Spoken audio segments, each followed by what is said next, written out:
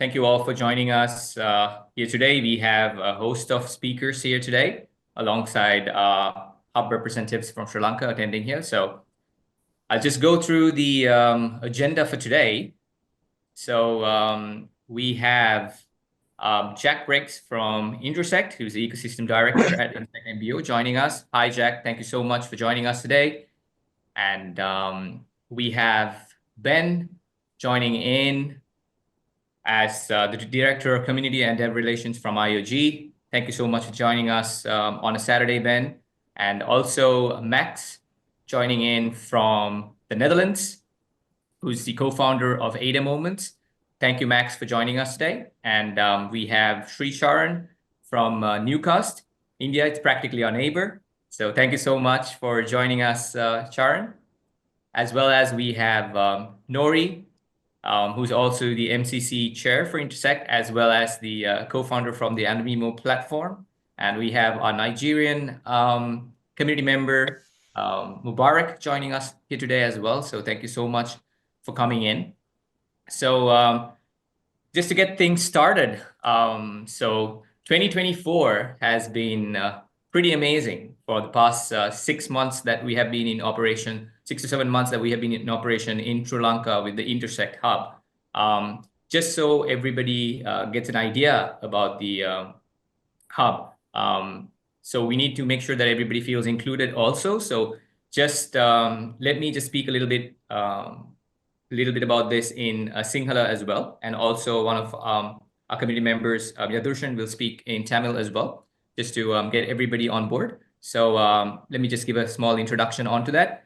Ada 2024 අපි 2024 අවුරුද්දේ අවසන් කළා 2025 වසරේ පළවෙනි ටවුන් හෝල් එක තමයි මේ පවත්වන්නේ. ඉතින් ඒක අපි 2024 වර්ෂයේ ඉතාමත්ම හොඳින් සාර්ථකව අපි අවසන් කළා. ඒකට ඔයගොල්ලන්ට බොහොම ස්තුතියි. අද මේ ටවුන් හෝල් ඉවෙන්ට් එකට අපිත් එක්ක එකතු වෙලා ඉන්නවා රටවල් ගණනාවක කට්ටිය. අපිත් එක්ක එකතු වෙලා ඉන්නවා ජැක් බ්‍රිග්ස් ඇමරිකාවේ ඉඳලා අද GM Cardano සම්මිට් එකක් තියෙන වෙලාවේ එයා මෙතනට ඇවිල්ලා ඉන්නවා ecosystem director විදිහට. ඒ වගේම අපිත් එක්ක ඉන්නවා Ben O'Hanlon. එයා තමයි IOG එකේ director communications සහ dev relations වලට ඉන්නේ. ඒතර එයාත් අපිත් එක්ක එකතු වෙලා ඉන්නවද කතා කරන්න. ඒ වගේම අපිත් එක්ක ඉන්නවා Christian Taylor. අපිත් එක්ක ඉන්නවා open source office එකේ head විදිහට ඇවිල්ලා ඉන්නවා Intersect එකෙන්. ඒ වගේම SriCharan අපිත් එක්ක ඉන්නවා. එයා තමයි Newcast එකේ founder. ඉන්දියාවේ ඉඳලා අපිත් එක්ක එකතු වෙලා ඉන්නේ. ඒ වගේම Max අපිත් එක්ක එකතු වෙලා ඉන්නවා Max van Rossem. එයා එකතු වෙලා ඉන්නේ නෙදර්ලන්තේ ඉඳලා Ada Moments ගැන කතා කරන්න එකතු වෙලා ඉන්නවා. ඒ වගේම අපිත් එක්ක එකතු වෙලා ඉන්නවා තව Nori Nishigaya. එයා තමයි MCC එකේ chairman වගේම එයා Andamio platform එකේ co-founder විදිහට ඉන්නේ එයා. ඒතරත් අපිත් එක්ක එකතු වෙලා ඉන්නවා. වගේම Nigerian community එකේ representative කෙනෙක් විදිහට මුබාරක් අපිත් එක්ක එකතු වෙනවා. ඒ වගේ ගොඩක් නම් කියපු සහ නොකියපු ගොඩක් අය අපිත් එක්ක එකතු වෙලා ඉන්නවා අද මෙම call එකේදී. ඉතින් ඒකින්ද ගොඩක් දේවල් අපිට ඉස්සරහට කතා කරන්න තියෙනවා. Yadurshan, would you like to say a few words on this? Yes. வணக்கம் எல்லாருக்கும். நான் தான் இந்த இன்டர்செக்ட் இந்த ஈவெண்ட்டை வந்து தமிழ்ல மொழிபெயர்க்க வந்திருக்கேன். ஸோ 2024 வந்து எங்களுக்கு ரொம்ப சாத்தியபூர்வமாக வந்து ரொம்ப நல்லதாக தான் முடிஞ்சிருக்கு. ஸோ இதுதான் எங்களோட முதலாவது 2025க்கான முதலாவது டவுன் ஹால் இவெண்ட் வந்து. ஸோ இந்த இவெண்ட்ல வந்து இந்த முறை என்னென்ன நிகழ்ச்சிகள் இருக்கு அது இங்க நீங்க பார்க்கலாம். ஸோ அதுல வந்து இப்போதைக்கு வந்து கிட்டத்தட்ட 6 நாட்டுல இருந்து ஆட்கள் வந்திருக்கிறாங்க. Ben, Max, Andrew, Sricharan, Jack, Christian Taylor, இப்படி 6 நாட்டுல இருந்து எங்களுக்கு இந்த முதலாவது டவுன் ஹால் இன்டர்செக்ட் இவெண்ட்டை வந்து பெட்டி கலைக்கிறதுக்காக வந்திருக்காங்க. ஸோ நானும் வந்து கன நேரம் வந்து வீணாக்கவும் விரும்பல. அவங்கள பேசுறது தான் இப்ப நல்லதா இருக்கு. So back to you Kavinth. Thank you so much, Yadurshan. So with that, we did speak quite so with the things that we did in 2024. Most of you guys are all already aware of it, but I think it would be nice, instead of us talking about every single thing that we did in 2024, we'll watch a small clip into the events that we did. For the past 6 months, we have completed nearly 14 events. So we will get into that and get back to it.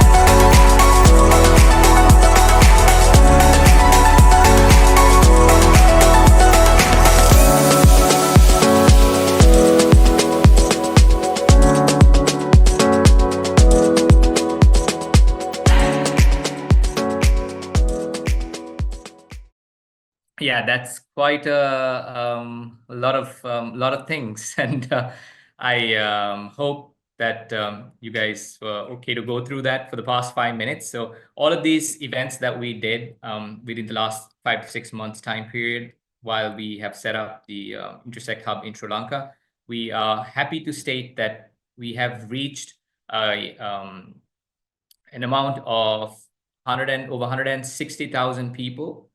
And also we became the second largest hub globally as well. So with that, I think it's something that we must celebrate going forward, because we have been able to get the community together, and all of you who have been a part of all our town hall events, physical events, and every other event that we have done so far. So I think that is something that we are really proud of. To say a little bit about that in Sinhala, මේ video එක තුල ඔයගලන් දකින්න ඇත්තේ අපේ පහුගිය 2020-24 අවුරුද්දේ කරපු දේවල්. ඉතින් ඒකත් එක්ක ලක්ෂයකමාරකට අධික පිරිසක් අපිත් එක්ක සම්බන්ධ වුණා. ඒක තමයි ඒකින් පස්සේ අපි මේ ලෝකයේ දෙවනි ලොකුම හබ් එක බවට අපි පත් වුණා. ඉතින් ඒකින්ද මේ අවුරුද්දේ අපි ගොඩක් දේවල් කරන්න ප්ලෑන් කරලා තියෙනවා. ඉතින් ඒකත් එක්ක එකතු වෙන්න කියලා ඇත්තටම කියන්න අවශ්‍යයි. Yadurshan, would you like to say a few words on that? Yes can't yes so போன வருஷம் வந்து நீங்க பாத்தீங்கன்னா எங்களோட ஹப் வந்து உலகத்திலேயே வந்து 2வது பெரிய ஹப்பா வந்து தேர்ந்தெடுக்கப்பட்டது. கிட்டத்தட்ட 1,60,000 மெம்பர்ஸ் வந்து எங்களோட ஹப்ல வந்து சேர்ந்திருக்கிறாங்க இந்த போன வருஷத்துக்கான இந்த ஈவெண்ட் நீங்க ஒழுங்கா பாத்தீங்கன்னா. அதுவே எங்களோட ஒரு பெரிய வெற்றியா நாங்க கொண்டாட வேண்டியதுன்னு தான் நான் நினைக்கிறேன். Yeah, that's it. Back to you, Kamil. Thank you, Adurshan. So with that, we'll move on to this what we have been doing this year. So just to give a quick roundup, I think most of you were there on our event. We had a networking event, which is a networking soiree event, which was attended by over 71 people who community members who have been with us, and also we wanted to network and discuss about the things that we did. We also gave the development update from 2024 as a printed copy to every single person who attended. So Jack, thank you so much for working on this. So Jack actually worked quite hard to get this thing done, and I just got this printed out as a book. So it's really good to finally get that going.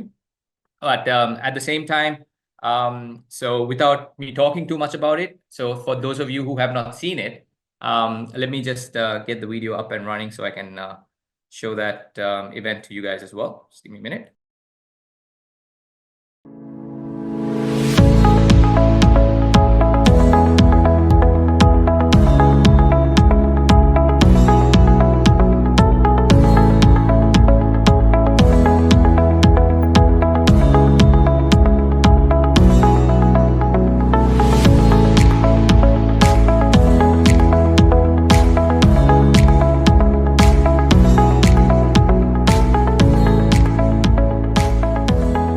So at the networking event, we actually discussed quite a lot of things in terms of what we are planning on doing in 2025 and things like that. So just to show you a couple of pictures of the event, we have I posted all of these things on X as well. So if you guys are following us on our social media, you would have definitely seen us there. So that I just wanted to say a few words on that. So moving on to the plans in 2025, our next upcoming event will be with the university, going to be the university workshop series that's happening at the University of California. So we have been doing a lot of work with the University of California, which is one of the largest government universities in Sri Lanka. And we did an introductory workshop session about 2 months ago. And with that, we came into doing this session where we will be doing a 3-hour session, four sessions of 3 hours each. So it's a workshop series into how to build on Cardano, and also getting involved in Intersect and understanding blockchain technology and things like that. So we will be doing that. Right now, we're still waiting on the timetables to go through. So once that is finalized and the university provides us with the details, that should be starting by the end of this month, and it will run through probably towards the end of February. So keep your eyes peeled out for that. And just to say a few words on that in Sinhala as well. අපි University of California එකත් එක්ක workshop එකක් කලින් කළා, introductory workshop එකක්. ඒකෙන් පස්සේ අපි දැන් ඉදිරියට කරගෙන යනවා workshop series 4ක් අපි කරන්න plan කරලා තියෙනවා. පැය 3ක් වෙනවා එක workshop එකක්. ඒකෙන් blockchain technology කියන්නේ මොනවද? Cardano කියන්නේ මොකක්ද? Cardano ඒක ඉගෙන ගන්නේ කොහොමද ඉන්ටර්සෙක්ට් එකත් එක්ක සම්බන්ධ වෙන්නේ කොහොමද කියන දේවල් ගොඩක් අපි ඒවත් එක්ක වැඩ කරන්න බලාපොරොත්තු වෙනවා. ඉතින් ඒකේ වැඩි විස්තර ඔයගලන්ට දැනගන්න පුළුවන්. අපි ගොඩක් දුරට මේ මාසේ අන්තිම ඉඳලා ලබන මාසේ ඉවරනකම්ම අපි ඒක රන් කරන්න බලාපොරොත්තු වෙනවා. ඉතින් ඒකත් ඇත්තට මතක් කරන්න ඕනේ යදුර්ෂන්. எஸ் ஸோ இந்த 2025ல வந்து இப்ப நடக்க போற அடுத்த நிகழ்ச்சிகளை நீங்க பாத்தீங்கன்னா கெலனியா பல்கலைக்கழகத்துல வந்து நாங்க பிளாக் செயினும் அதன் சம்பந்தமான கார்டானோ சம்பந்தமான ஒரு விழிப்புணர்வை உருவாக்குவதற்கு கிட்டத்தட்ட ஏற்கனவே ஒரு நிகழ்ச்சி வந்து நாங்க 2 மாதத்துக்கு முன்னால செஞ்சிருக்கோம். இப்ப அடுத்து வரும் மாதங்கள்ல வந்து கிட்டத்தட்ட 3 மணித்தியாலங்கள் ஒரு இவெண்ட் படி கிட்டத்தட்ட ஒரு 4 நாட்களுக்கு நாங்க அப்படி செய்வதுன்னு தான் நாங்க முடிவு பண்ணி இருக்கிறோம். ஸோ இதுதான் இப்போதைக்கு நாங்க செய்ய போற அடுத்த விடயங்கள்ல ஒன்று. ஸோ பேக் டு யூ காமி. Thank you. So with that, there's another quick update that we are doing a DREP activation campaign currently. We are planning that out. So we will be doing that in also visuals as well as a video campaign as well. So as the Plomin hard fork goes live and we are creating history here, with that, the full DREP activation is coming into play soon. So with that, we need to make sure that the community understand the value of a DREP and what exactly that you need to do, how to become a DREP and understand these concepts behind it, and to simplify it as much as possible and understand why your voice is needed here. So we are doing that from the Sri Lankan hub. So we are just starting that currently. I'm sure as we go on today, Ben will also talk a little bit about DREPs as well. So without wasting too much time, since we have a lot of speakers coming up, I will like to start it off with Jack. So Jack does not need too much of an introduction. So he's the ecosystem director for Intersect MBO.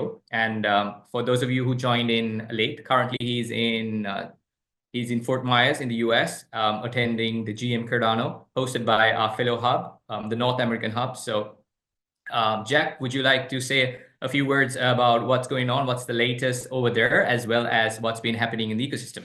Yeah, thanks, Kavinder, and hi, everybody.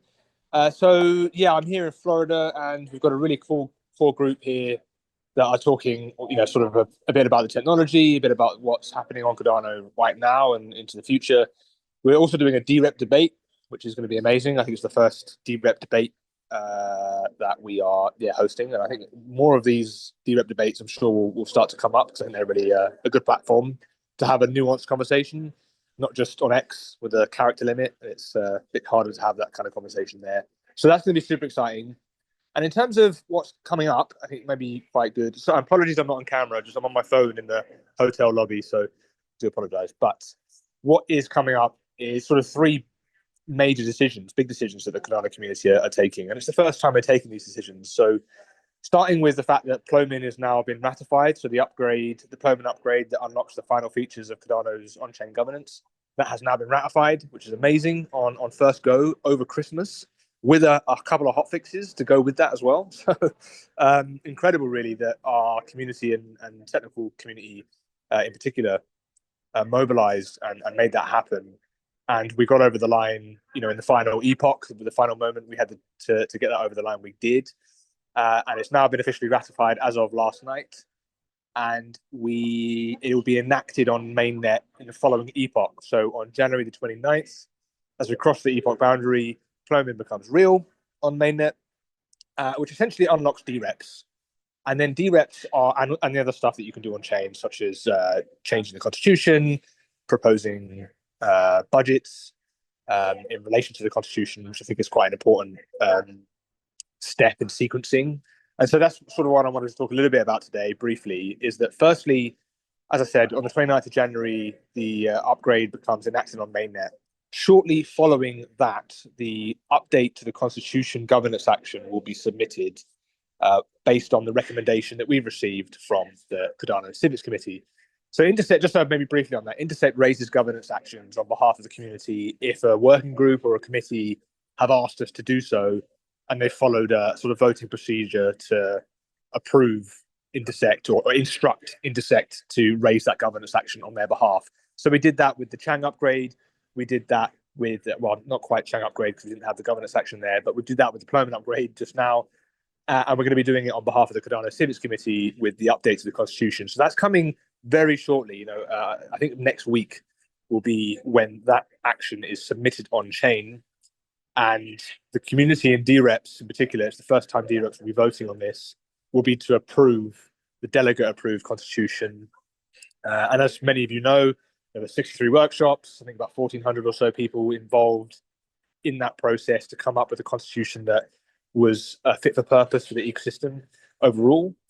And it had 95% approval ratings as well, both in Nairobi and Buenos Aires during the convention last December. So that's going to go on chain. The action itself will last 6 epochs, which is about a month, until the thresholds are met. And there's quite a high threshold. 75% is required to approve the change to the constitution. And DREPs will be looking at that closely, of course, as the first major thing to vote on, which is really cool. It's the first time we're doing this, so it's really, really exciting. And in following the constitution, and possibly in parallel to it too, we'll be submitting the net change limit.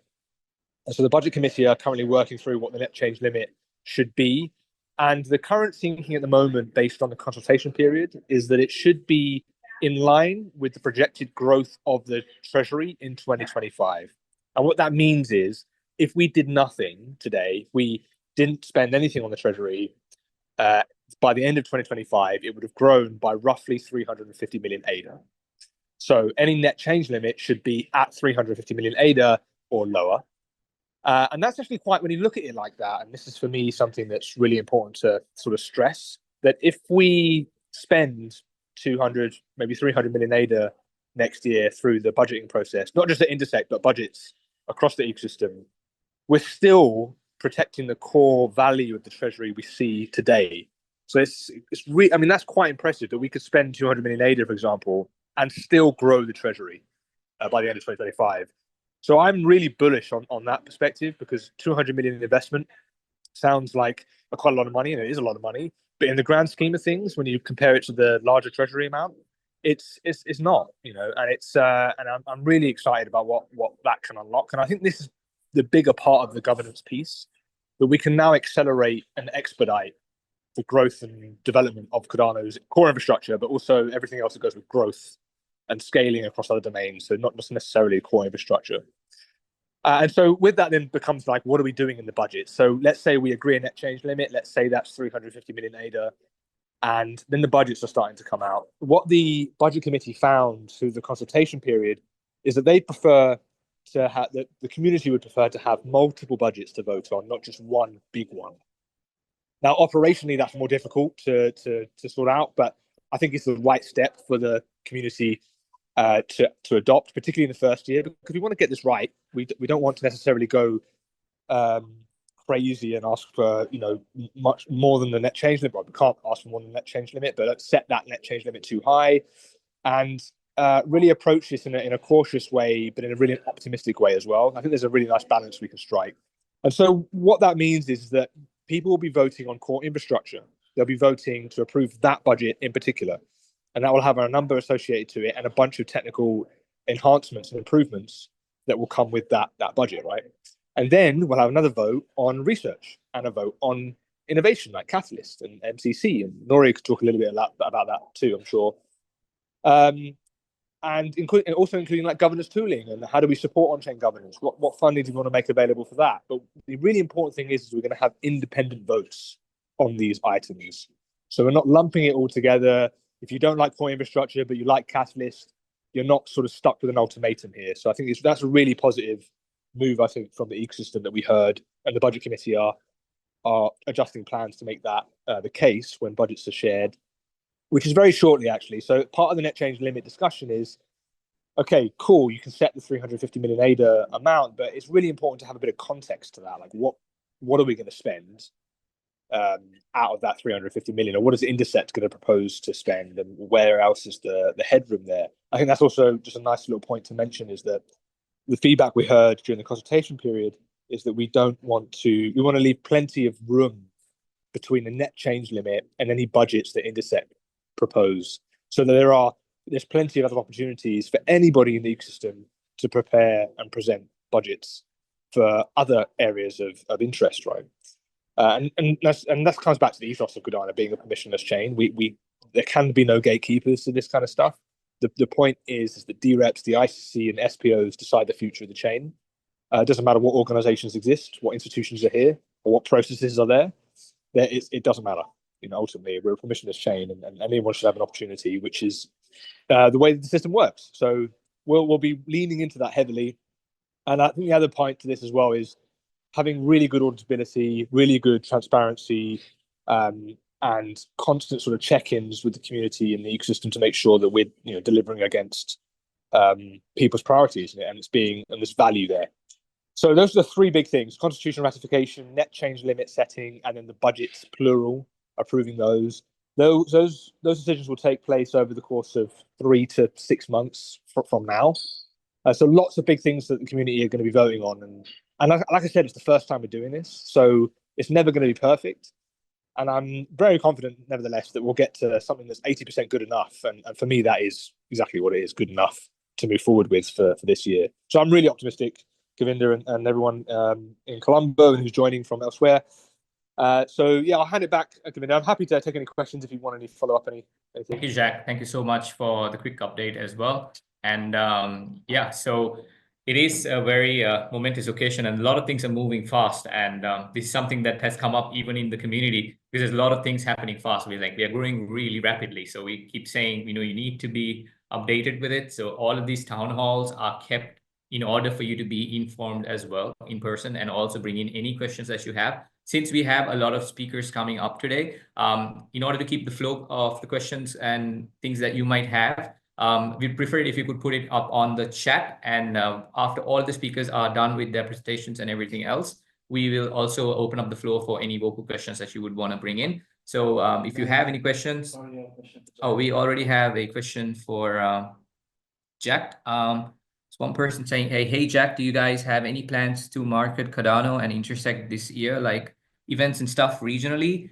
Can you let us know if there's anything that's around here that we can attend? Also, is anybody able to attend?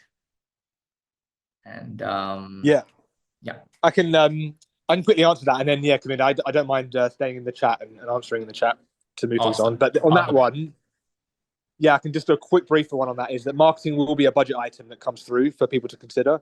Marketing Cardano, really importantly, because I think Intersect is really here to amplify others. And so Intersect will have its own small marketing budget that I'd like to actually scale out and give out to members to go and activate Intersect more, a bit like what you've been doing with Sri Lanka, but every other region as well that we can expand to, some more hubs. But Cardano focused, I think, is really the key thing for me. And Intersect is benefits from that as a byproduct. So, but the most important thing for all of us really is pushing Cardano, not any particular institution, in my opinion. So yeah, that vote will come forward. And there's sort of two things, Cardano budget, and then there'll be an Intersect marketing budget. Intersect marketing is obviously a lot smaller, a lot more member focused, and we'll be looking to sort of scale that out to members, as I said. So yeah. Perfect. Thank you so much, Jack. There is another question which is in Sinhala. I'll just read it out. This is Jack Hardfork Ekata SPOs ki denek chande dunada. So what he's asking is basically for this hard fork, how many SPOs voted for it? Has a number, Jack? Do you remember it by? Well, I think the number is probably about, I think it's 65 or 66% of SPOs have voted yes, and that's by stake, by the way. So 66% of staked supply, has voted yes to approve the hard fork. 51% was the threshold. You can look. There's a really great website to look at all of this detail. It's called Ada Stat. So type that in and go and have a look at the governance section for the deployment hard fork, and you can see all those stats there. It's really good data point. Awesome. Thank you so much, Jack. And I hope that answers the question. So if you guys have any more questions to Jack, please do put it up on the chat, and he'll answer it on there. With that, we will move on to our next speaker. He does not need too much of an introduction. Most of you already know him. He's Ben. He's the Director of Community and Developer Relations at IO. So Ben is joining us on a Saturday from his car. So Ben, thank you so much for coming. He's doing a lot of work currently. I myself is also doing a lot of work with him currently to get the DREP movement going. So Ben, would you like to say a few words about the things that you've been up to? Yeah, that'd be great. Is my camera on, by the way? Or okay, cool. Yes. Is it working? Okay, good. So just testing. Oh yeah, 2024 was an amazing year. It started off in Oslo at a DREP workshop, and I met the Sri Lanka delegation, and we really struck it off and built a great relationship. Me, Malik, Kavinda. We were in Nairobi, which had been a change because of those visas, and we did some really great work. Getting the content that was coming out of Nairobi translated into Japan. And there were some initial groups that started about like an Afri-Asia kind of coalition, because something like 40% of ADA is in Japan. And if you have a look at the delegation of where that voting power is, it's a massive blue half of the pie chart, right? That's in Asia. So there were some really interesting discussions about that I think like a lot of attention goes to the English speaking world, but there's a huge amount of opportunity. You know, Japan wants two things: content that, you know, is going to serve their communities, and they want access to new markets. So I know that's not my update, Kavinda, but I just wanted to shout out what a great time I had working with you and helping and Malik as well, and helping the Nairobi convention. And when we were there, we were talking about something that's really interesting, a kind of a broader picture, because when you think about the Constitution, right, that's going to get voted on. So the Constitution is a draft. It's going to get voted on by the DREPs, right? The Intersect budgetary proposal is going to get voted on by the DREPs, right? It's not all the DREPs that are in the Constitution, right? That's a lot of people interested in governance, which is great. And great work was done, and I was there, and it was very worthwhile. But DREPs themselves, there could be three different types of DREPs, right? There could be DREPs that are the community DREPs, right? Really trying to represent the community. There will be DREPs that have custody of ADA, whether it's, I don't know, a D5 protocol, right? Something like this. And as Cardano gets a lot bigger, an entire L2 could potentially be a DREP, right? And also you might have DREPs that have a lot of delegation, but they're not trying to attract delegation, right? They're just going to, like, I've got all my ADA, I'm just going to vote how I want to vote. So like single issue DREPs. Now, the community DREPs have to attract delegation. And I think they're really important because they can apply social pressure to those other DREPs that you're not going to be able to reach. But there's two things that got brought up by Jack and Kavinda, and like, you know, on this call. One of them, Jack was saying, like, you know, it's really important people understand how systems work, okay? And I think, Kavinda, you were saying how much is happening all the time. Oh, my God. You know, we're in the ecosystem. It's so hard to catch up with what's going on, right? So the point is, to put it simply, a lot of us are so busy that we outsource a little bit of our sense-making to an influencer or a gatekeeper. They kind of do our reality shaping for us, right? And that's kind of true with DREPs, because anyone could be a DREP, but only DREPs are going to be voting on those issues we touched on. So it's kind of an issue if the DREP themselves are outsourcing their reality shaping, their sense making of what's going on to someone else, like a centralized gatekeeper of perspective, right? If you follow what I'm saying, if the DREPs are all getting informed from the same sources, who's really making the decisions, right? So me and Kavinda and Malik were sitting down. I was really poorly. We were smoking a cigar, I think, and we were talking about these ecosystem maps, and we'd taken those to Revivo, right? The point is, there are two problems I want to touch on. This was the discussion we had. We need more delegation in the hands of more DREPs because we want to decentralize governance. At the moment, there's too much delegation in too few hands. And there's also ADA apathy. Like, we don't see enough ADA active in governance, right?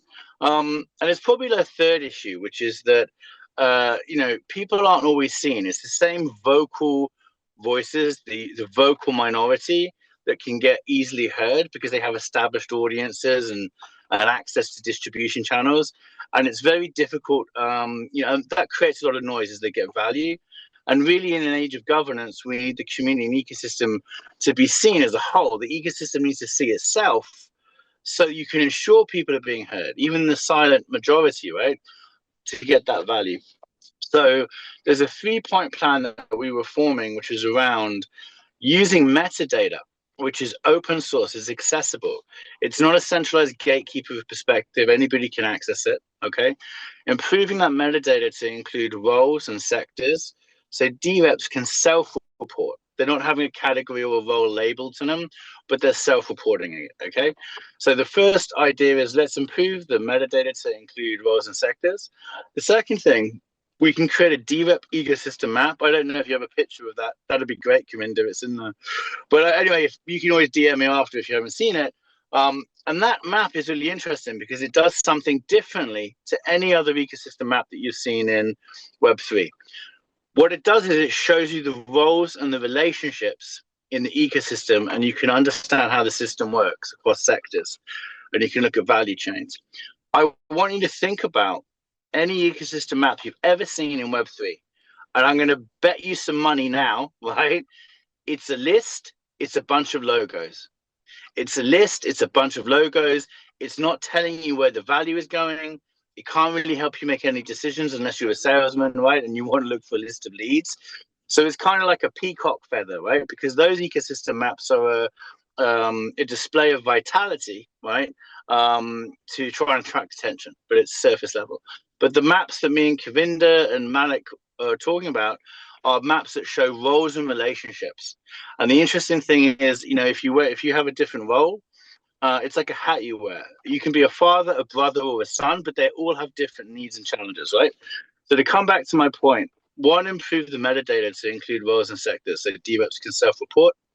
Two, create a visual way to understand the ecosystem and see which roles and sectors these DREPs are representing, because that allows you to differentiate between the DREPs, okay? Because at the moment, you know, like just a list of DREPs is, you're just going to go with who you know. You don't know. So this is a kind of map. So this is just static. We had this in Rare Evo. We saw spontaneous adoption of this. We even saw Nick Cook from Intersect explaining Intersect using the map, right? So each of these is a different role in the ecosystem, and the islands are different sectors. And now you can start thinking about where the value chain is, where the relationships are. And if we can show you the later on, you know, issues and challenges across these roles, people that are building can start thinking about which problems are actually really worth solving the most, right? This is something that we're working with members of Intersect in, and in my role, in my time with Kavinda and Malik at Nairobi, I was wearing my Intersect members hat as opposed to my IRHK hat, right? So let's get back to where we were. So one, we're going to improve the metadata. Two, we're going to create an ecosystem map for DREPs.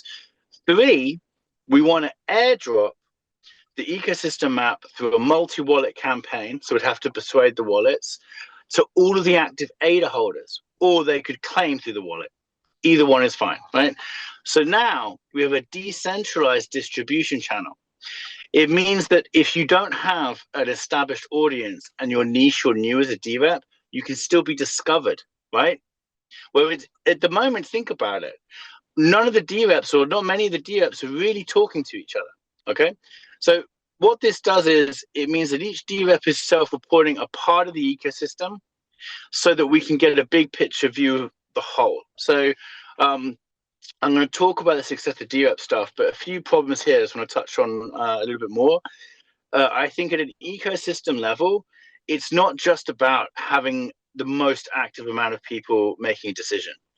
Do you need to have a point of view if you're a DREP? Or do you need to have a view of all the points? Do you have to understand how the system works if you don't want to wait, if you want to make informed decisions, right? And we can look at Polkadot and we can look at other treasury systems where, you know, huge amounts of success, but do all the people coordinating or operating and making these decisions understand the environment that they're in?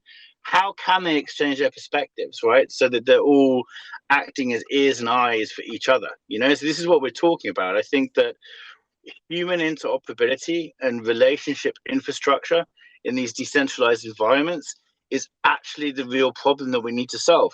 Everyone's like, it's a marketing problem, it's an education problem, it's a technical interoperability problem. Like, brother, sister, right? When technical interoperability is solved, you're still going to have a problem because it's people all the way down, right? So we have to think about how can we coordinate with each other so that, and that's the ecosystem business model, right? You build an ecosystem with the tech, you give up roles and responsibilities to other people so that the pie is going to be bigger. But if the cogs in the ecosystem don't know each other and they're not working well, you know, it's an issue, right? You have a rusty bucket. So, okay, I'll try and be quick, Kavinda. Maybe I took too long. Tell me if I'm running over time. So we have this short-term plan of how to make it more meaningful to ADA holders and to delegate to DREPs. So, you know, they can understand the ecosystem where these DREPs sit. We have this idea of how can we help get more delegation to more DREPs, even if they're new or niche. And we touched on some of those problems like the blind man and the elephant, where people only have a part of the ecosystem and they have to exchange that part to get a big perspective. You have the Tower of Babel problem, where people are all, you know, talking in a similar language, but they all mean different things. It's a validator, it's a stake pool operator, it's a node, like, you know, people are all using this stuff. So anyway, that's some of the success we've had around that.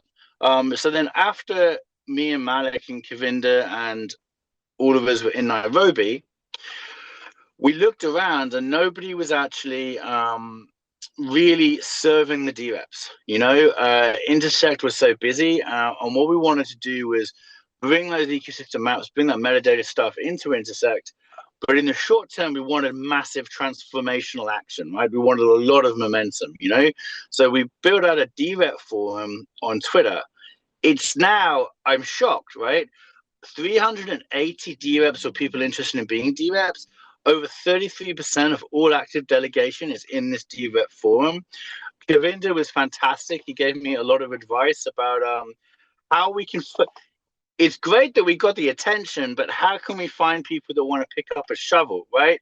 And actually do something. So we now got a DREP collective, which is a working group within the DREP forum, and they're looking at building out a proof of concept. Kavinda's in there with me and a few others. And if anybody wants to do some work, then, you know, you're welcome, right? You know, come and join us, right? And we're looking at building those proof of concepts out. We ultimately could see this rolling back into Intersect. We certainly think that broad issues around DREP should, you know, be channeled into the DREP working group in Intersect, you know. But I would say now it's the biggest DREP community that there is. In the interest of being seen to be inclusive, we invited all the community managers from Intersect. Lara joined. We invited the Cardano Foundation community managers. So, you know, FYI, this was not just a one entity community. We want to invite everybody to be involved if they're interested in representing the ecosystem or being a DREP. And it's just been a whirlwind. So I don't know, Kavinda, does that do it justice? I didn't prepare this. I just one shot from the car seat. Thank you so much, Ben. No, it definitely does. And thank you so much for sharing your knowledge on this as well. And yes, we did speak quite lengthy discussion about it. And it's only been that we have not been able to talk about it out in the open too much because of December, and then people like, you know, slowly getting into it. But now I think from now on, from the next week onwards, you will hear a lot more about it. And that's also one of the reasons why the Sri Lankan Hub is working on the DREP activations, to try and promote the concept so people could understand it better. So, and I think so if you want to be a part of it, you know where to find it, just like Ben said. I think there is a question on the chat. Nori's put there, is there a CIP for ecosystem mapping? Yes, one plan. That's the one we're talking about. Yeah, there's one being drafted. I have a DREP forum link in the Twitter, or DM me and I'll send it to you. There is one being drafted. I think if you want to be involved in that, you're more than welcome. So anybody who wants to get active, just needs to join that Discord in the DREP collective. But we've got a draft Cardano problem statement that touches on some of those things. I have a whole list of problems actually that this solves that I didn't try and do in the whole talk here, but I'm happy to share more information. And once you have, you know what, let me explain, right? Once you have the problem statement and you have the improvement proposal written, okay, and you go through those 3 points, all of this is like open source. It's a public good. The idea is you could build this out and develop it further so that you were having DREP self-reporting on issues, needs, challenges, and they become a node, a human sensor network. They become a node in a network. And then me and Kavinda and Malik were talking about, once you have the improvement proposals, you can roll it out into other ecosystems, Bitcoin, Algorand, and you're building a human layer across all of these technical ecosystems, right? Nobody else is doing this. And also, once that layer is in place, you have a moat, because you can fork a repo, you can get some more technical infrastructure, very difficult to copy a community. I think there's all kinds of interesting things in the age of AI where that will become proof of humanity, and there are even discussions that you could have a Masari research portal built on it, and potential revenue streams for DREPs and SPOs could come out of that, right?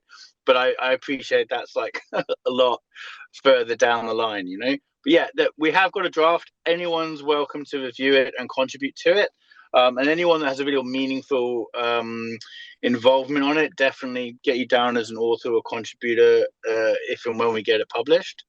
And my only other point is my dad loved that tea, Kavinda. Thank you very much. He came over when you're back, and he's like, "This is delicious. You've got really good taste." And I was like, "Yeah, it's my friend, So thank you. Yeah. Any other questions? Or I'm happy to stay on in the chat, like Jack said, or follow up with anyone afterwards. You're welcome, Ben, and glad to hear you like this long tea. Yeah, I think there are a few other questions in the chat as well, so I think Ben will probably answer some of them there. So with that, I think we will move on to the next speaker for today.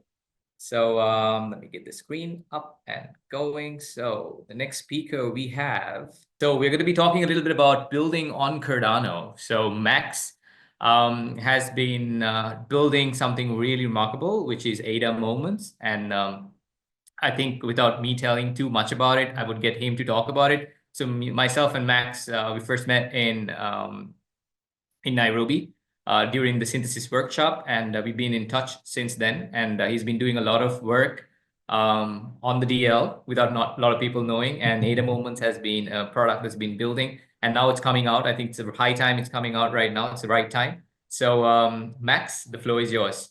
Yeah, so firstly, Ben, super interesting talk. I love hearing about this ecosystem mapping as well, because it's a never-ending story of discovery, meeting people. And that's also why, the Constitutional Convention in Argentina was such a relief. It's like, here is everybody.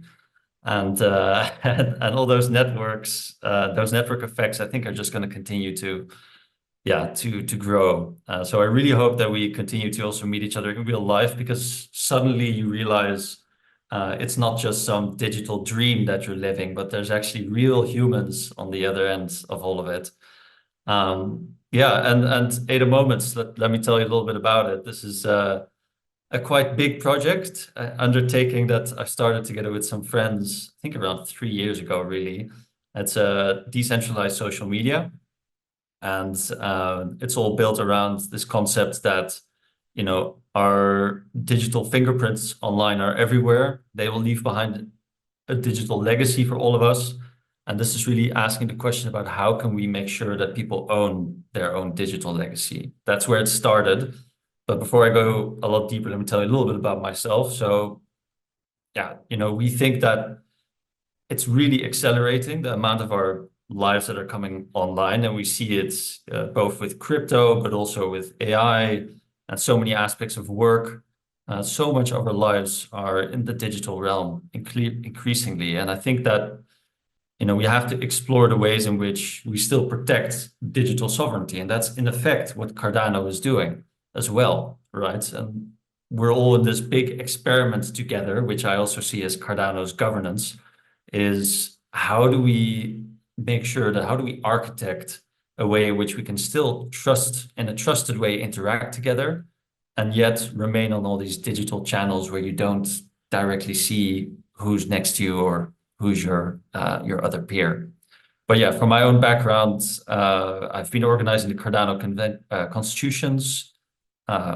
Cardano summits for the past 4 years, AmsterdamNode, I'm a co-SPO, and I've been building on Cardano for the past 3 years. And my background's in economics, microfinance, and tech. And my really first exploration with social media was on my bachelor's papers and master's papers that I wrote about Reddit, and specifically how the sentiment on Reddit could be used to check if there were stock price returns, right? That there's links between how data is made online and how that impacts the financial market. And I'm telling you that because that really rooted me into this idea of how much data is really worth. Like if you start switching the concept of money with data, and you start thinking, should data be in your bank account? It really, people will start to think about their own data in a very different way, which is the direction of thought that we're also building towards. Yeah, this is a little bit about a background, so AI is of course accelerating a lot. Some things that we see in the US is that there's these first court cases of artists against AI companies, generative AI specifically, that are taking their style and running away with it. That's of course a problem.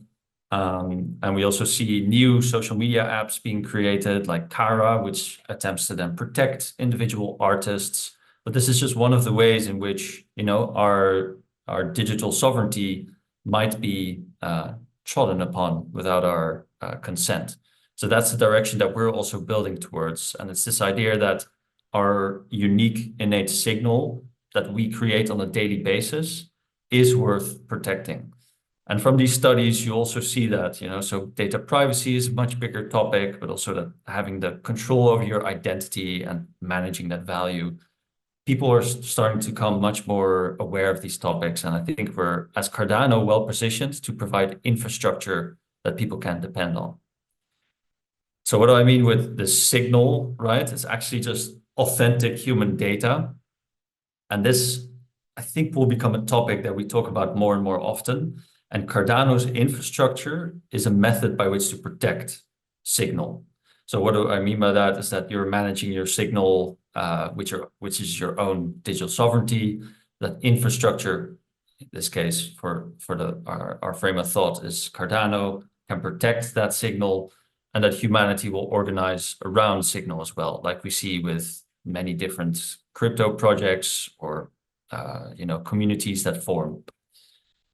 And then Moments, what they attempt to do is to maximally empower the creators so that they're in control of their signal. So that's in short. And who do we mean then? It can be artists or thought leaders making special moments together with family and friends, or if you came up with a unique idea, or Web3 communities, right? We want to make sure that we allow everybody to basically take control.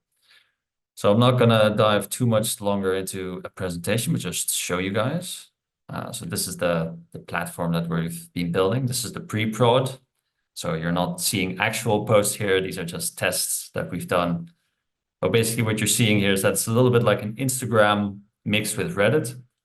So we have those two different views. And you can imagine, for example, if you're a project building on Cardano,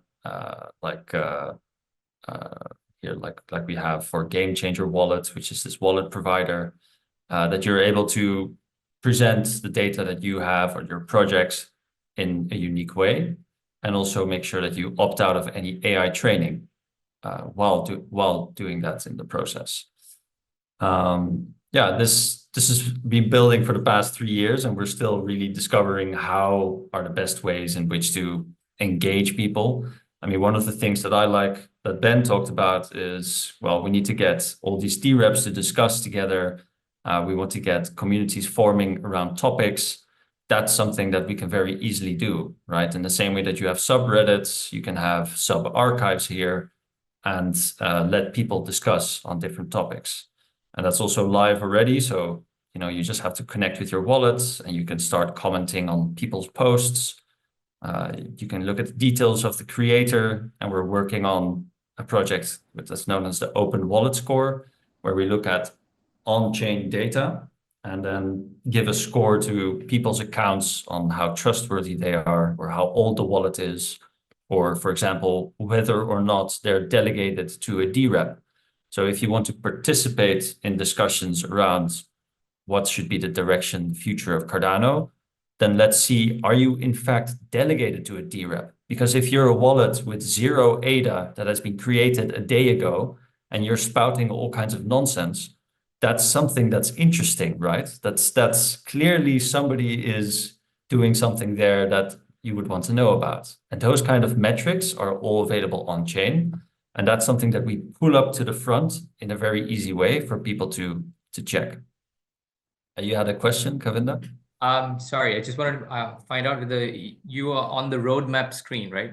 Because the screen stopped moving off the roadmap. Just wanted to find out whether Oh, right. Okay, sorry. I know I was showing the platform. So I was doing just one screen share, wasn't I?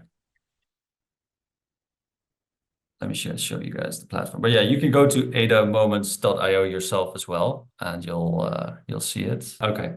Yeah, so this is what I was just scrolling through. So, you know, this is at the moment just a desktop app, but you can also, this is especially made for mobile, of course.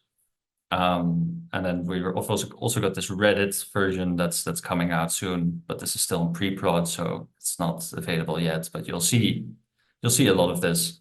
What I was describing here is that you have sub-communities, so you can form communities around DREPs or around crypto projects, and you can gate these communities, right? So if somebody wants to create a moment, we can check, all right, connect your wallet, but then make sure that you are delegated to a DREP or that you own this specific token.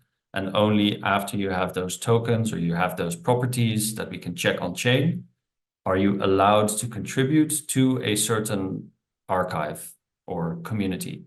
And of course, these kind of rules we push to the community. So everybody's free to make their own archive with their own rules in order to engage the community in a way that they see fit.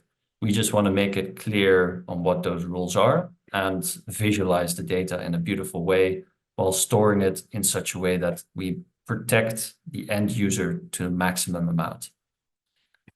So that's, in short, a little bit about Ada Moments. Yeah, I'm not going to say that we found the perfect model yet. We've been developing this over the past 3 years, and we will continue to develop it. But if anybody out there is keen on working together or has ideas, then please reach out. At Ada_moments is us on Twitter. You can also just reach out to contact@adamoments.io. I would definitely catch up for coffee with you, by the way, because obviously there wasn't enough time on this call, but I think there's loads of interesting things around that metadata where Charles once said, the ecosystem needs a map where they can look at the future because you're shooting at a moving target. And actually, when you look at how ecosystems are reported on at the moment, like Masari, it's all what's happened in the past, transaction volumes, what's happened on chain, right? So it's all the past. But if you have a model like we talked about where the humans are the nodes and they're reporting on their experiences and pain points and challenges and what they need in the ecosystem, what you have is like a probability future facing type of work, intelligence. It's like an ethnography, right? So the point I'm trying to make is I think that there would be 3 time horizons you could develop out in such a research portal. And it always struck me that some of the work you were doing was like so aligned with helping people navigate these ideas. It's very powerful. So yeah, if you ever got some time, I'd love to catch up. Yeah, no, absolutely. Let's do that then. I mean, I think we have some really interesting models by which we can also engage communities to become DREP delegates, right? So if you're wanting to participate in these discussions and there's a wall that says you're welcome to voice your opinion, but first you need to be delegated to a DREP, any DREP, or you need to opt out. Then there's this small hurdle that at least starts engaging people also to participate on chain.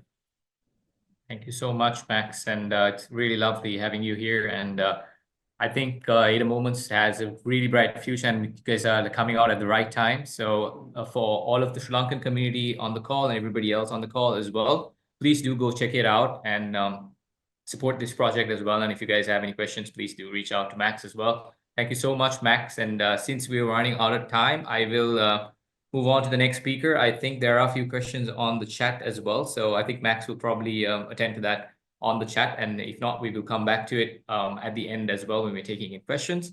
So with that, we are moving to the next speaker of the town hall, which is Christian Taylor, the head of the open source office, or the open source cowboys. So Christian has a lot of things that have been going on under the hood at the open source office. And without me saying too much about it, why don't I open up the floor for you, Christian? Please go ahead. Yeah, thank you for the intro, Kavinda. And against popular belief, yes, I don't wear my hat all the time. It's just an easy marketing play for people to recognize me. Um, it's kind of hard to figure out where to start. We essentially, my whole mission when I first joined as a consultant for IO was that we had a lot of open source projects, but it kind of didn't go beyond code on GitHub. Therefore, we're open source. And there's a whole community management side of it, a philosophical side of it, and then actual like commercialization of open source. And so I've kind of studied the way other foundations have addressed these issues. And then when Intersect was going to be a thing, I jumped in and I was like, yes, I will help pioneer this. So all of that study and that work has kind of led us, I shared the link there, into a world first focus on building a self-sustaining paid open source model, and paid as in the treasury helps support the core critical open source projects and the people who maintain them to ensure that their commercial adoption of Cardano isn't lacking in that piece, and that it gets rid of that risk when you're building on a project and then it gets deprecated and then you're like, oh, great. I think the most common issue was the whole what was it? The Log4j vulnerability, where you have all the famous pyramid of the tech stack and then one little pebble maintained by 4 people. And then everyone expects them to maintain and do a hot fix on a weekend because someone found a vulnerability when it was just a side passion project. So we're essentially trying to build against that and ensure that with Cardano's decentralized government, we can ensure that the projects that we are supporting through the Treasury are completely community adopted and led in that parameter. So you'll have to forgive me. Adam Dean 100% hates all my infographics.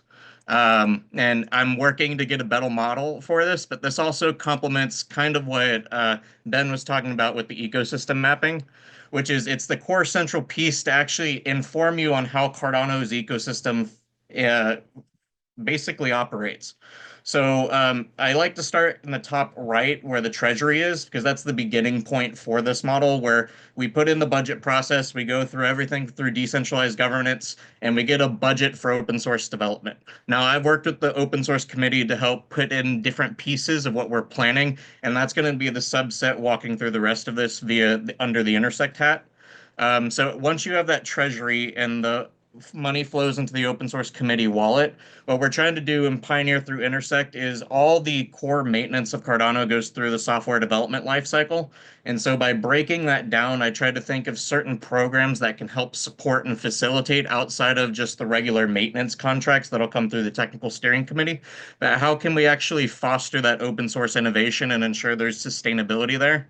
And the first 2, when you get to ideation and productization, we came up with a code forest model, which it has terrible wording, but it's based off the code with us model that British Columbia does, which is you think of a bug bounty, but for feature development. And what that is the open source committee will give certain open source projects a bucket or slush fund that the community who directly works with them or contributes to their projects can request a feature. They can host a bounty for that. Someone can develop the feature and then get rewarded through that, kind of like a trustless system. And that'll be for those projects. The biggest thing that we're doing that's a little bit different is steps 3 through 6, which is a maintainer retention program. And I worked with experts at the Linux Foundation, Red Hat, Bitergia, as well as Apache and Hyperledger to craft this and make sure that it made sense before I just threw it on a white paper out there. Is essentially what it is. We're trying to find 100 different community people to jump in 50 projects and be compensated at a certain rate that isn't a full-time position, but also make sure that they keep their passion for the open source development. And that'll help build sustainability outside of like grant funding mechanisms or having to go through Catalyst to ensure your project can be sustained with the maintainers that you have. Instead, this will be arbitrated through several different working groups, which will put in recommendations to the open source committee. And then we will also validate with the TSC to ensure that there's strategic alignment with the projects that are being nominated. And then we will specifically fund the maintainers of that, not the organizations themselves. That way you do have consistency. And then the other piece to that, which is coming down to the bottom right, is we have a project incubation program and a contribution ladder to help this. And when you're thinking about sponsoring open source projects, there's usually two categories: products, and then projects, which are what you build your products off of, essentially, or open source tooling, free resources, and such. So our model is mostly, we want the treasury spending directly to go to open source libraries because it benefits everyone, but still have some periphery services we can provide products from the actual people who build on Cardano and have commercial success to help guide those projects. And I'll get back to products in a second. But the open source libraries themselves, what we're offering in the project incubation is you can host your project under Intersect if you choose to.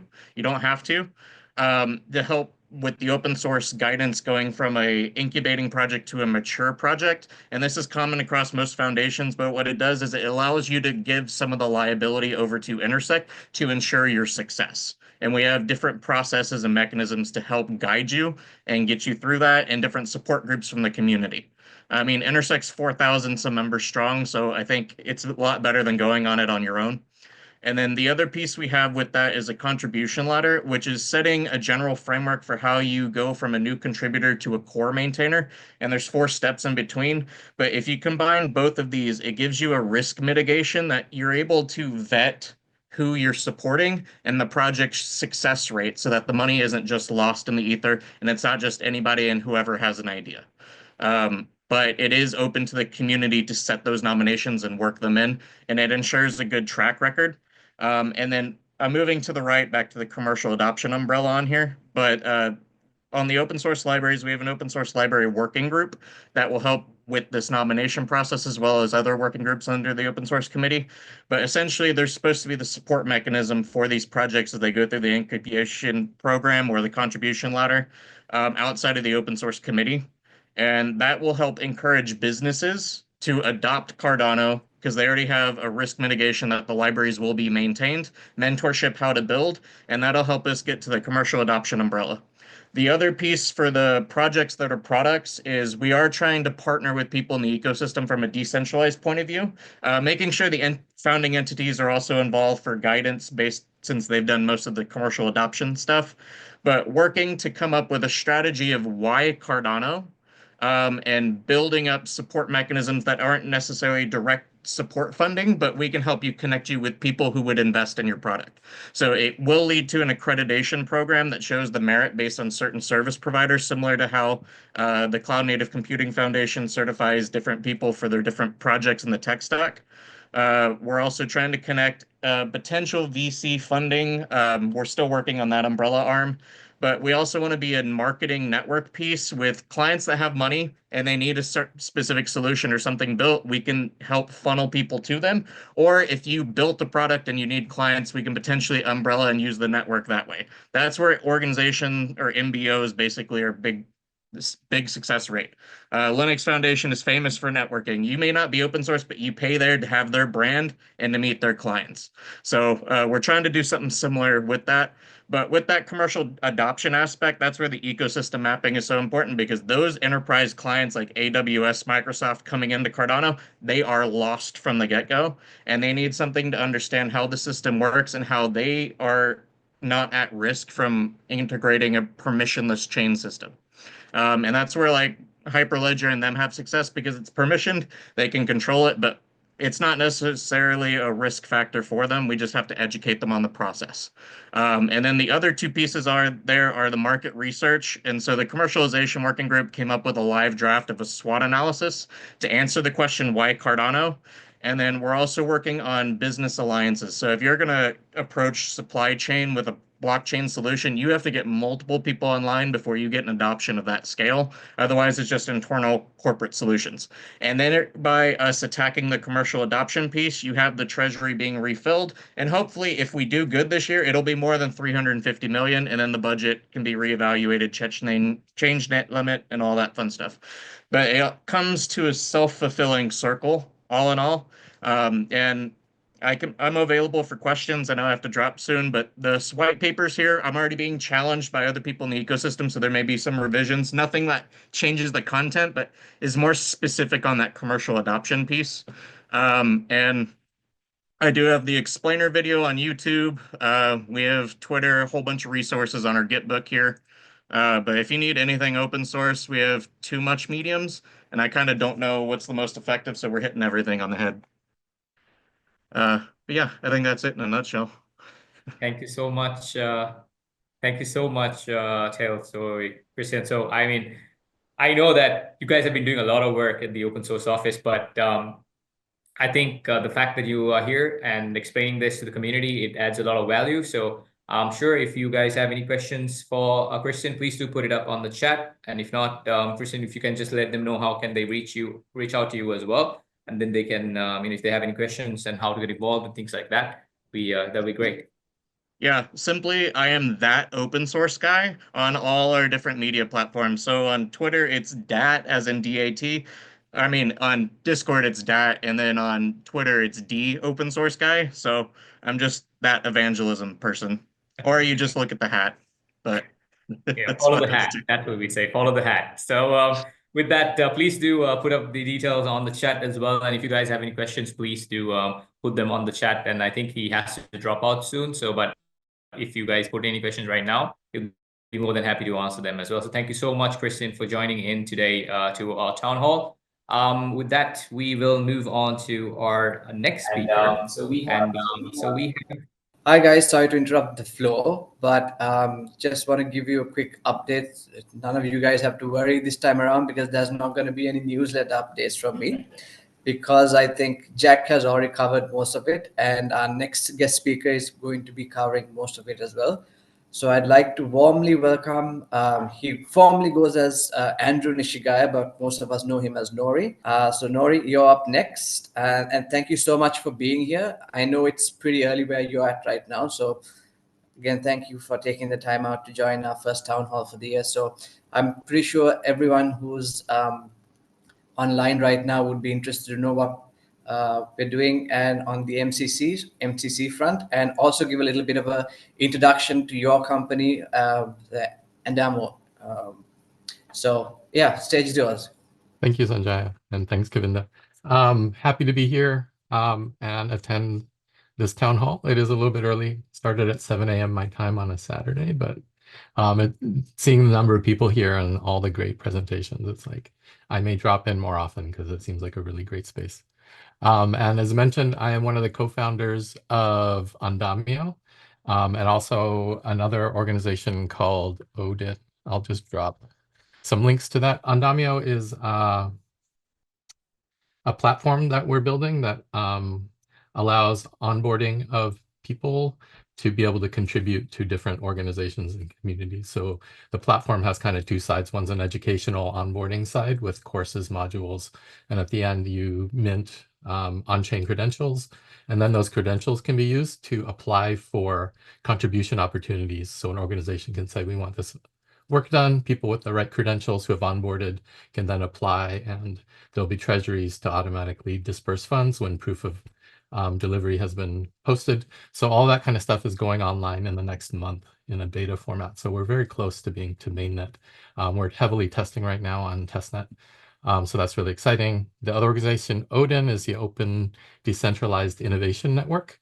And we're really looking at the human layer of collaboration and how we can enable communities and organizations to collaborate in a really effective way. We're studying methods like Sociocracy 3.0 right now is a big one.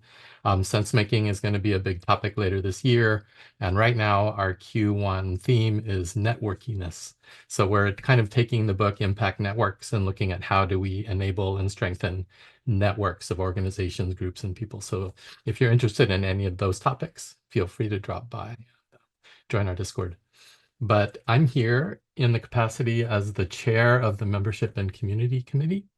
And I'll talk a little bit about our plans for this coming year and the budget that we're putting together. So I'll share my screen. So this is the slide deck for the Membership and Community Committee. This is our 2025 goals and budget overview. And just as a high level, the MCC, the Membership and Community Committee, exists to champion member value And we're really looking at ways to engage community members, promote collaboration, and encourage meaningful contributions. And we do that through organizing events, forums, online platforms. Discord is the big one. And the community creates spaces for interaction and knowledge sharing among the community. And some of the ways we achieve that are through engaging events, community grants. We really look at how we can enhance membership value for Intersect itself. So we want a lot of people to join. We focus on education and outreach, fostering a thriving Cardano community, membership and community support in various ways, collaborative best practices, and community hubs. If you are interested in participating, there's a number of ways to do that. One is to run for election. We have new elections coming up in April. 5 seats on the MCC will be up for election. So that'll be a great time to jump in and participate. You can also join a working group. And anyone's welcome to join these working groups to contribute. And the current ones that are live are marketing. The AMM working group is currently on hiatus until later this year when we start to work on the AMM stuff. That's the annual members meeting. We have group design, which kind of looks at how groups within Intersect organize and operate. So that's a little bit about a meta level. We have the grants working group, which is currently shifting because Intersect itself is changing the way we do grants in the RFP process. But this grants working group will focus on the MCC grants that we're going to be looking at and administering throughout the year. There's a community support working group, and then there's a community hubs working group. And you can also join the MCC category on the Intersect Discord, or feel free to join or create special interest groups. And we're happy to house any of those that the community want to coalesce around and talk about certain topics. So this year, the MCC is working on the outreach education innovation bucket. So the way we're approaching that is really kind of talking with the community to understand the ecosystem needs for education and onboarding and community grants. The goal is focused on the goals that we're setting up and the deliverables, and we're not focusing on specific vendors. So the committee doesn't want to, in the budget, say we're going to give X this amount of money to do Y. That vendor selection process is outside of the scope of the budget, and we're going to really use the community-led process that Intersect is using for vendors to submit RFPs.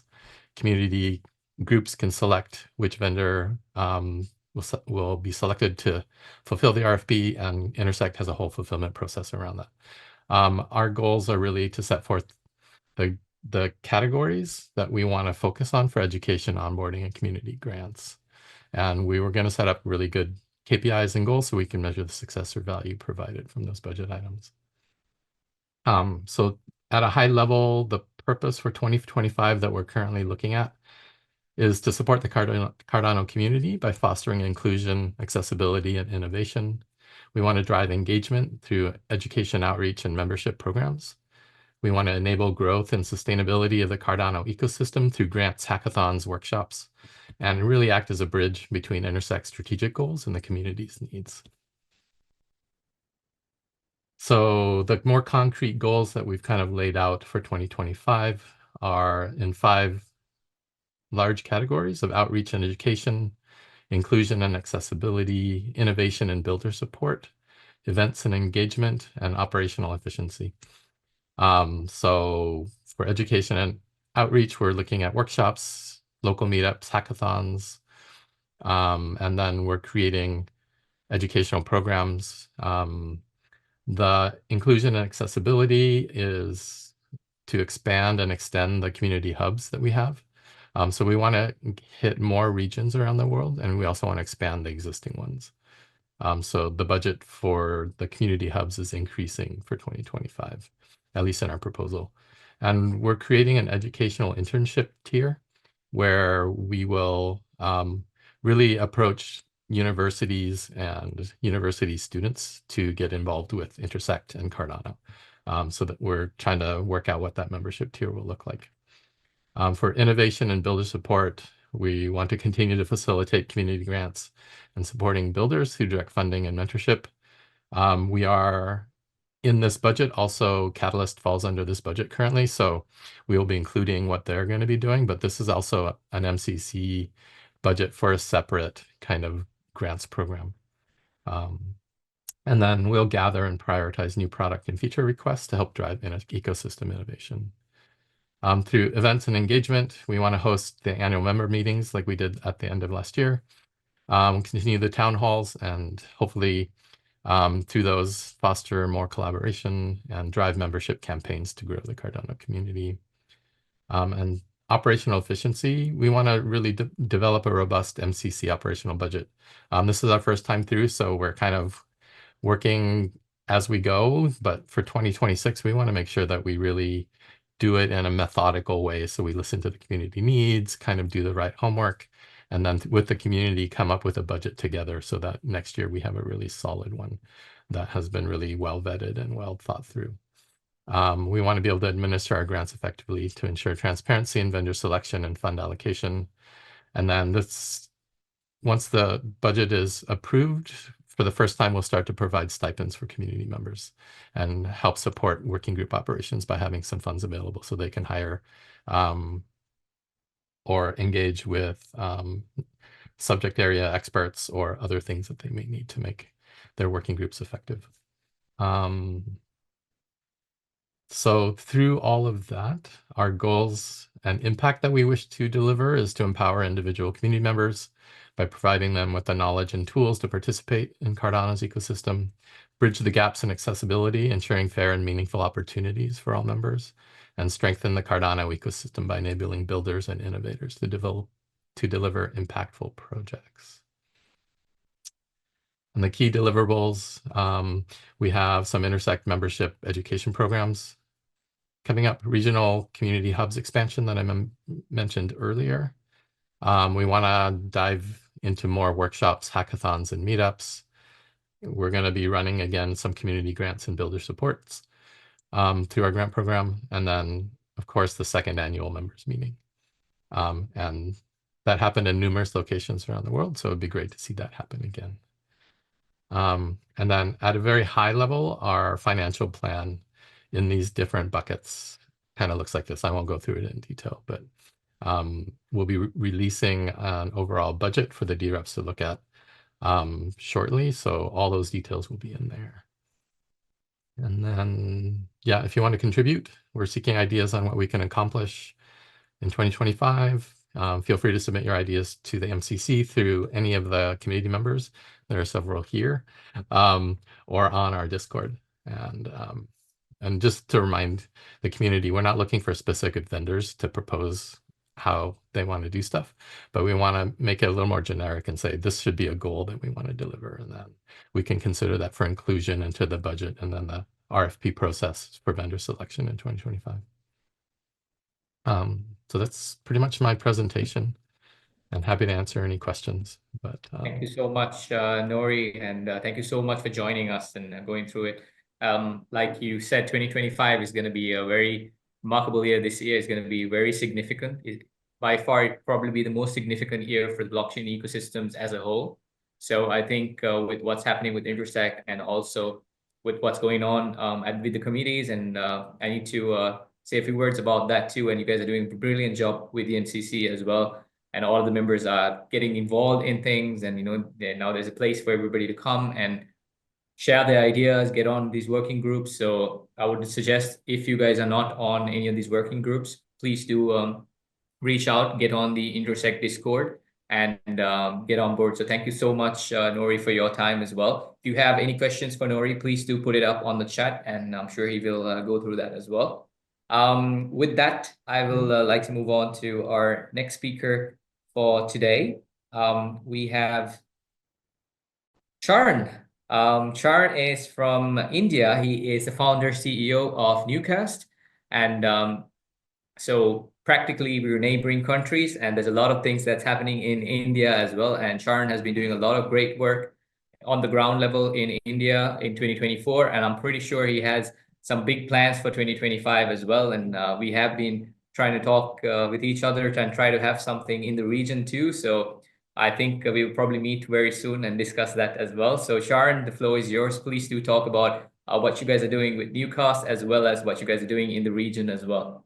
Thank you. Hey, thank you, Govinda, for the warm welcome. And firstly, to begin with, like I from all the presentations I have seen and what's coming up, I guess Intersect is doing like amazing work. There's it takes a lot of effort, even the open source, even the planning committees, and even it's like huge. Just watching a small bit of it only feels like tremendous amount of work. So kudos to that, managing everything and making it happen.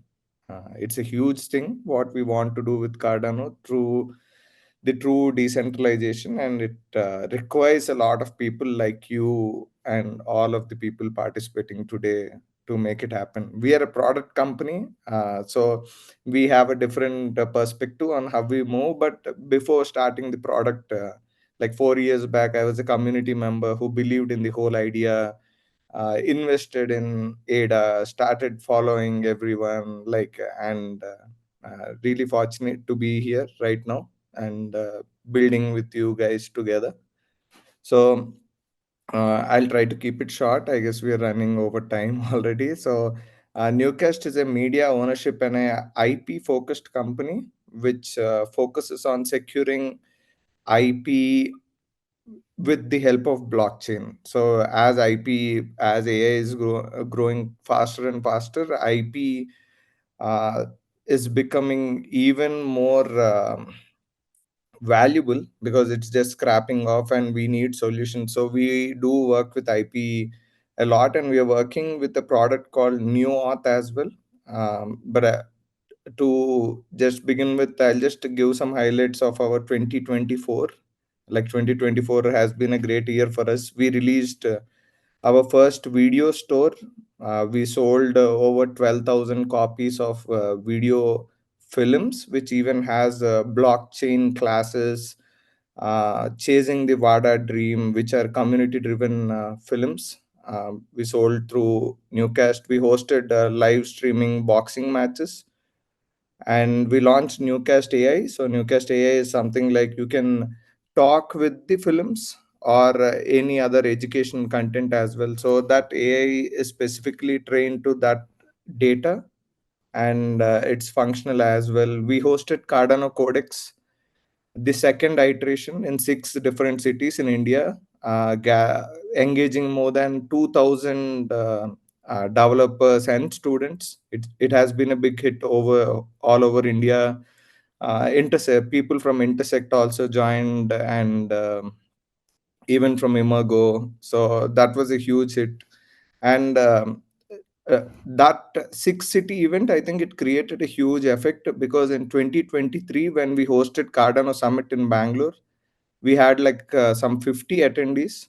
But in 2024, when we hosted Cardano Summit, we have 350 plus attendees. So there is an impact which is visible in 1 year of work. Like close to 8-9 events we have done in India. So as a community member, we do events, and we do as a product company also, we benefit from doing these events, as we can showcase what all possibilities can be done on Cardano. And we are one of the possibility, like owning media. So that's how we take it forward. And this year we were fortunate to win 2 first prizes in hackathon. In Igon hackathon we got first prize, and Midnight hackathon we got first prize. And we released our first film, which is stored on Igon. So till now we were storing the films or video content, whichever we were releasing, on IPFS or SIA. And as a native Cardano decentralized storage project, we started using Igon, and we're doing one more release on Igon as well.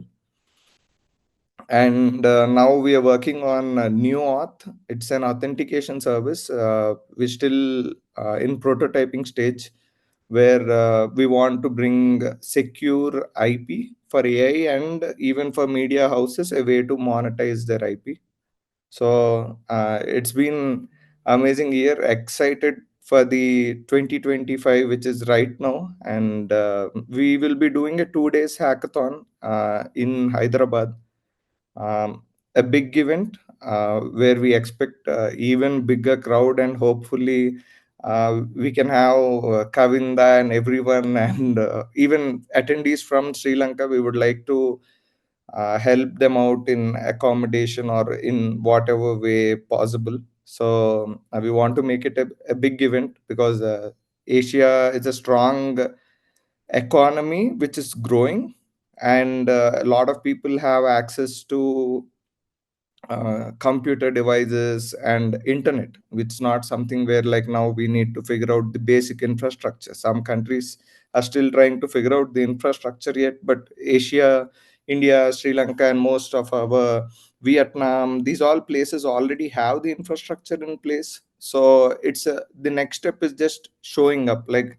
when we do all of these events, a lot of people don't know something like Catalyst exists, and once we tell them about Catalyst, they're amazed. Oh, such an opportunity, and such a noble opportunity. It's not like the top few people are selecting who are the winners till the last time. So till last time it was different, but all the previous rounds, it was way more way more different. Like last time, just one vote made a lot of difference. So, but still, I believe Catalyst and all the other programs will be even better.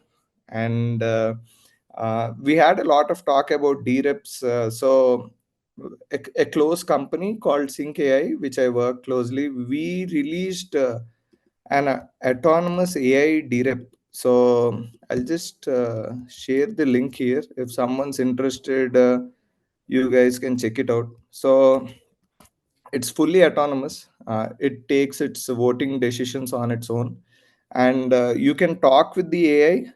Why is it taking that decision in such a way? And you can learn.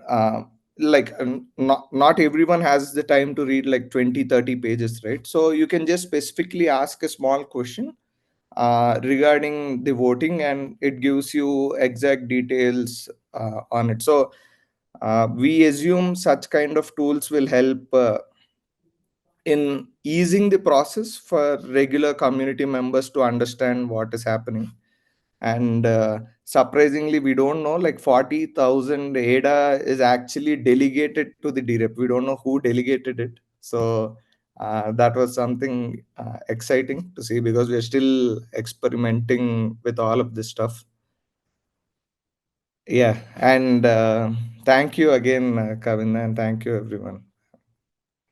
Thank you, Charan, and it's really great to have you. And Charan and the Newcast team is doing a great job in India. So if you guys have not seen the stuff that they do, please do go check it out. He's being quite humble, but they're doing a lot of work. So do go check them out on X and give them a follow as well. And so thank you so much for coming. And I hope you do come for our other town halls as well. And hopefully I will see you in Hyderabad, or if not somewhere else very soon. And we will have some regional event. Like he very rightly mentioned, especially Asia, Southeast Asia, Asia alone has a lot of potential. And we discussed this even at the Cardano convention at the Nairobi.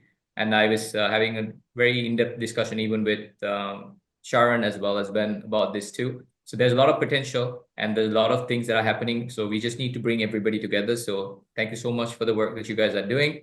So I know we have been running way over time. I think this is probably going to be the longest town hall we've had. But like I said, it's a new year. It's going to be a phenomenal year. So I think all of the discussions that's happening today is quite valuable for the rest of the year too. And so with that, without further ado, I will invite our Nigerian member who's here from the Nigerian hub. He's also the Intersect marketing working group lead as well, Mubarak. So he's here today. I'd love to get him to say a few words about the things that you guys are doing, and also what's going on with the marketing working group as well. So everybody in the community gets an idea too.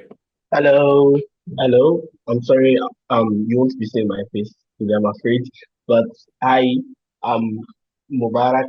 I'm known on Twitter as Kitrilo, and I'm the Intersect Marketing Working Group PR lead, the PR specialist, communication specialist of the Intersect Marketing Working Group that is going to be transitioning into a committee very soon. And I'm also a Nigerian in the Cardano ecosystem. So I'm going to talk about two things. I'm going to talk about what I'm doing in the Nigerian community for Cardano and what I'm doing at the Intersect Marketing Working Group. With respect to the Intersect Marketing Working Group, I'll start with we have done a lot of work from the beginning at the start since last year. It really kicked off since last year when we elected a couple of leads. We elected Nicodemus, who is on the CC. We elected Ceylon from Austria, and we elected a couple of other people to serve. And also myself was elected. I myself was elected to be the PR lead. So and we became a working group under the MCC with Nori. Yeah, Nori here is part of the people who oversees our activities, and we started on creating a document, a marketing working group document, a marketing working group charter, and we're just refining that at the moment. Working with big industries in the Cardano ecosystem, like the Rare Evo guys, like Cardano Foundation marketing leads, Laura, and also from WADA, the marketing strategy team from WADA as well. So it has been an eventful 2024 year. We had the Intersect Marketing Working Group people help with the Cardano Summit. We had Gintama and Simon from the Intersect Marketing Working Group assist the Cardano Foundation in the organization and the logistics of the Cardano Summit in 2024, just to get a feel of things. And we'll be taking a broader role when it comes to the committee structure. So I just want one thing I would announce is that the marketing working group is going to be turned into a committee, and that means that there would be a lot of space for so many other working groups to come out. So if you are a marketing expert, whether content marketing, affiliate marketing, and you want to contribute, you want to pick a shovel, you can join the Intersect Marketing Working Group lead out. You can message me on Discord. I think I dropped my Discord there. I dropped my Discord up in the chat. I can drop it again, right? You can message me on Discord. I'll send you a link to the onboarding form. And then when it kicks off as a committee, when the marketing committee kicks off, right, and the other working groups come structured, we can meet up with the other members of the committee and set up a structure for the Intersect Marketing Committee. Now, with regards to Nigeria and Cardano, myself, as I was elected to be one of the alternates for the Nigerian Cardano community at the convention, and before then and after then, I've been working in the vast Web3 community of Nigeria, because in terms of, but according to chain analysis, if we check the market, Nigeria is the country that has adopted cryptocurrency, the second most country that has adopted cryptocurrency the most after India. In the chart, after India, Nigeria is the country with the most cryptocurrency users in terms of adoption, right? So, and we have a vast community in Nigeria on Twitter and on Discord and Web3 Nigeria. Since then, I've been hosting a couple of spaces, brought on people like Ben, who is here and Mercy, and also Lido Nation to come and talk about Cardano with the Nigerian community. In light of that, I would also want to announce that we'll be launching Cardano Nigeria. Cardano Nigeria, we're going to be getting registered in Nigeria here as an enterprise, right? And it will just be, it's an initiative that I started, and myself and a couple of others, and I'm working closely with Jide Fashola, who is the global infrastructure lead from Cardano Foundation. He's actually a Nigerian, and is the global infrastructure lead from Cardano Foundation. So we'll be working together to set up Cardano Nigeria to push. We have three main objectives with that: pushing Cardano in Nigeria, like also forming a structure of representation for Nigerians in Cardano, and also trying to get the government onboarded, trying to get the government in line to onboard Cardano as the blockchain for onboarding Nigerians to blockchain and Web3 as a whole. So those are just the objectives, the long-term goals and the short-term goals of Cardano Nigeria. Briefly, it has not launched yet, so there will be a public announcement on Twitter and on all the social medias. So thank you very much for listening to me. That's all I'm about to. That's all I can say for now. So thank you very much. If you have any comment, I'll be happy to answer that in the chat or on Discord. I can send you my socials. Willow. You can follow me on Twitter or on Discord if you want any more updates. Thank you, Mubarak, so much. Once again, guys, I'm sorry this meeting went a bit late. Again, like Kavi said, it's our first one, so we just want to give you all everything we can do for this year. Thank you for joining us on a Saturday. Once again, I know all of you put your questions on the message board. I mean, in the message, but if you want to speak and ask a question right now, just raise your hand and we'll give you permission. If there is no other questions, let Kavi take it over. I think, let's see if there are any questions coming on. Give it about 5 minutes, and thank you so much, guys, for coming in today. So I know it's Saturday, and here in Sri Lanka, it's a Saturday night. Started at 8:30. It's now almost 10:30. So thank you so much for coming. I think I couldn't name drop Abs, who's the community manager for Intersect, who's also on the call. Abs, thanks for joining in, and we would like to say a few words just before we conclude. Yeah, just want to say this was an amazing town hall, guys. Though we went for more than needed, hours and minutes, but it was so much of information. And just want to say amazing turnout, an amazing panel. And hi, Charan. And yeah, I think we have a lot going on this year, and I'm really excited about 2025 for Intersect. It's going to be huge. So let's go. Let's make it happen. Thank you. 100%. Thank you so much. And so I think all the questions are on the chat. So if you guys do have any other questions, please do reach out to all of our speakers today. And so once again, thank you so much for joining in today for our CoinCeylon Intersect Town Hall January edition. And 2025 is going to be big. And we have not announced most of the stuff that we are going to be doing. But as you come to all of our town halls going forward, we'll also get to see a lot of things that are happening. And we are going to be doing a lot of things in the region too. So please stay tuned. And thank you once again for coming in. And from Sri Lanka, good night. Thank you so much. And bye-bye.